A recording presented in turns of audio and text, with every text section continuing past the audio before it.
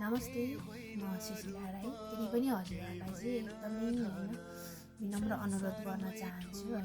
यसपालि पनि सरा चाहिँ एकजना बिरामीको लागि चाहिँ मैले यो भिडियो चाहिँ बनाउँदैछु। हजुरहरू सम्पूर्णले सहयोग गरिदिनु हुनेछ भन्ने आशाको साथमा है।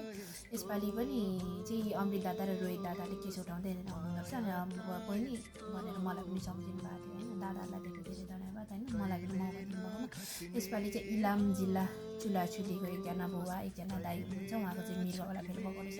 सो उहाँको चाहिँ तत्कालै मृगौला चाहिँ दिने मान्छे पाउनु भएको छ अरे क्या, ट्रान्सप्लान्ट गर्नको लागि चाहिँ उहाँहरूसँग केही मात्र रकम नपुगेको हुनाले चाहिँ दादाहरूले अभियान चलाउँदै हुनुहुन्छ। मलाई पनि बहिनी ल है भन्नुभएको थियो।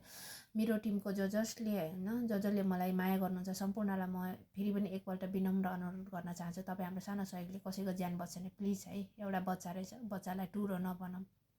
Thank you. सो गाइस, सकेको सबैजनाले सपोर्ट गरौँ।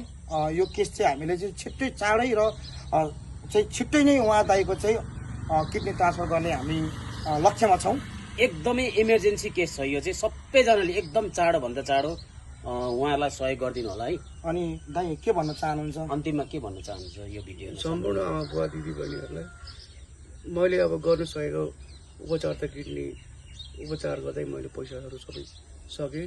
अहिले किडनी ट्रान्सप्लान्टको लागि आर्थिक अभाव भनौँ न, पैसा धेरै नै लाग्ने भएको कारणले गर्दा सबैजना दाजुभाइहरूसँग सहयोगको आग्रह गर्दछु। र उहाँको चाहिँ एकजना छोरा हुनुहुँदो रहेछ होइन। यो छोरालाई चाहिँ साँच्चै भन्दाखेरि टुरो चाहिँ नबनाऊ र सकेको सबैजनाले सपोर्ट गरौँ। And thank you so much सबैजना। यो भिडियो हेर्दै हुनुहुन्छ भने सबैजनाले अहिलेदेखि सहयोग पठाउनु सुरु गर्नु होला।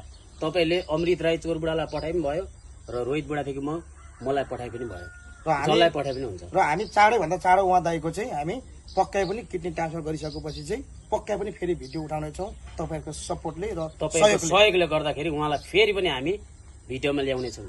हस् त, नमस्ते, धन्यवाद।